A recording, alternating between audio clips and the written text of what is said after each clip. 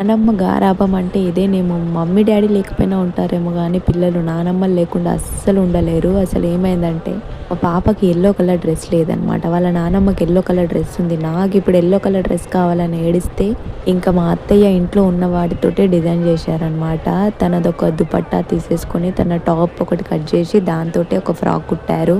తన స్కూల్కి వెళ్ళి వచ్చే లోపు తనకి డ్రెస్ కుట్టి పెట్టాలని చెప్పి ఆర్డర్ ఇచ్చేసి అయితే వెళ్ళిందనమాట.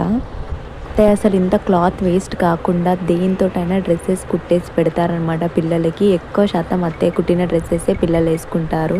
ఫ్రాక్కి పైన పార్ట్ వచ్చేసి నాదొక శారీ పీస్ ఉండే, సో దాన్ని అయితే కట్ చేసి పైన జాయిన్ చేసేసారనమాట.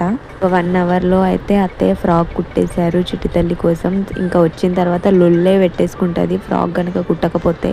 తనకి ఏ డ్రెస్సెస్ కావాలో తను మోడల్ చెప్పి వెళ్తే అత్తయ్య అయితే తన కోసం కుట్టి పెడతారనమాట. సో ఇలా వచ్చింది ఫ్రాక్. స్కూల్ నుంచి రాగానే చిట్టి తల్లి అయితే ఫుల్ హ్యాపీ. ఫైనల్లీ ఫ్రాక్ అయితే ఇలా వచ్చింది. సూపర్గా ఉండే అనమాట. చిట్టి తల్లి ఫుల్ ఖుష్. నానమ్మ కోసం సబ్స్క్రైబ్ చేసుకోండి.